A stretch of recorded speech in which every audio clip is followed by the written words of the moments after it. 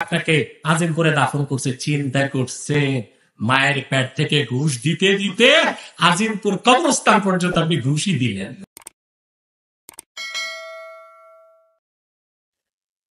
ঘুষ দিয়ে চাকরি উপার্জিত টাকা কি হালাল হবে? দেখুন, আপনি দেখতেছেন যে আপনি চাকরি পাওয়ার যোগ্য, কিন্তু কোনোভাবেই চাকরি পাচ্ছেন না, বুঝলেন? এখন চাকরি না নিলে আপনাকে দুইটার একটা করতে হবে, হয় সুদের ব্যবসা নয় ভিক্ষা।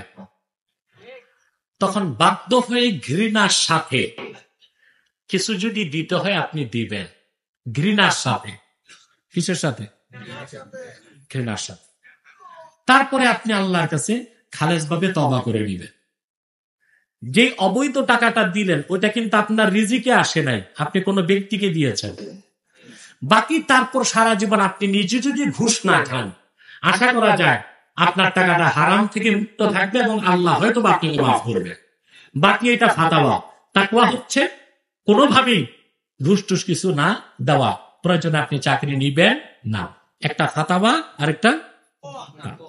এখন আপনি এমন একটা সমাজ হয়ে গেছে, রাষ্ট্র হয়ে গেছে, আপনি মাদ্রাসার কাছে যাবেন, মাদ্রাসা বোর্ডে আপনার থেকে ঠিক না। এখন আপনি যদি তাকওয়া আমল করতে যান তো মাদ্রাসা বন্ধ করে দিতে হবে। এটা হালাতে এদতে রা, হালাতে চরম ওজর, চরম ওজর। আবার দেখেন আপনি আপনি কি পরিবেশে আছেন আপনি চিন্তা করতে পারেন? আপনার স্ত্রী গর্ভবতী, রাত 2টায় পেটে ব্যথা উঠছে, নিয়ে গেছেন সরকারি হাসপাতালে, বুঝলেন? ডাক্তার নাই, অ্যাসিস্ট্যান্টকে 500 টাকা দিলেন, ডাক্তার আসে। এটাই তো ঘটনা। ডাক্তার বলে এখানে হবে না, ঢাকা মেডিকেল নাও। এখানে হবে না, ঢাকায় কোনো বড় ক্লিনিকে নাও, বুঝলেন না? মানে পিজি হাসপাতালে যাও, এখানে হবে না। অ্যাম্বুলেন্স দেন, না ড্রাইভার বাড়িতে, আরো 500 টাকা দিলেন, ড্রাইভার মুখ ধুয়ে আসছে, তারপর এটা গেছে পিজিতে।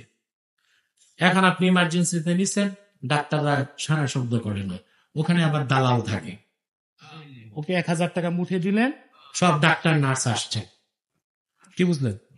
ট্রিটমেন্ট হলো, বাচ্চা আপনার দুনিয়া আসছে, ইতিমধ্যে 2000 টাকা ঘুষ দিয়ে দিচ্ছেন বাচ্চা আসা। তারপর বাচ্চা বড় হয়েছে, নামি দামি স্কুলে ভর্তি করবেন, ঢাকায় ভর্তি নেয় না, আপনার কোন এমপি মন্ত্রীও নেই, বড় ভাইও নেই। স্কুল কোন ম্যানেজমেন্ট কমিটি আছে না, স্কুল ম্যানেজিং কমিটি বলল যে 2 লাখ টাকা ডোনেশন করেন, মানে ঘুষ, ভর্তি নিব।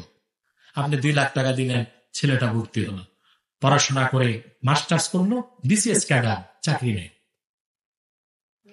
এখন চাকরি নিতে গেলেন, ওখানে আবার দালাল থাকে সচিবালয়ে, তারা বলল 1,30,000 টাকা জোগাড় করেন, চাকরি একটা হবে। আপনি 30 লাখ টাকা নিয়ে এসে বাবা দাদার জমিন সব বিক্রি করে কিছুটা শ্বশুর বাড়ির ঋণ নিয়ে 30 লাখ টাকা দিলেন, চাকরি পেয়েছেন। তারপরে সারা জীবন আপনিও ঘুষই নিলেন। এই যে ঘুষের টাকায় খাসির গোস আর দেশি মুরগিগুলো খাইছেন, চর্বি তো জমছে। একদিন সিআরবি অ্যাটাক, বুঝলেন? মারা গেছেন, আত্মীয় স্বজন জানাজা দিচ্ছে, ঢাকায় নিয়ে গেছেন, আপনার লাশ নিয়ে গেছে আজিমপুর গোরস্থানে, রাত 8টা বেজে গেছে, গেট খুলবে না, দাঁড়িয়ে দিলেন 500 টাকা, গেট খুলছে। কবর হয় না, কবর খোঁড়ে জানার কেউ নাই, দিলেন 2000 টাকা, কবর খুঁজছে। মৌলী সাহেব যে আছে, হেও তো মৌলী সাহেব নাম্বারই, হেও আসে না যে একটু নিয়ম কানুন বলে দিবে, দিলেন 1000, সেও আসছে।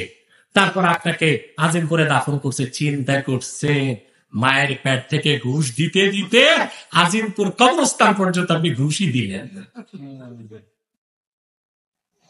এই জন্য এই দেশের দৃষ্টিকোণ থেকে বলছি, একদম না পারলে ঘৃণার সাথে যে দিবেন, ওটা ফাতাওয়া। ওটা কি না দেওয়া? তাকওয়া।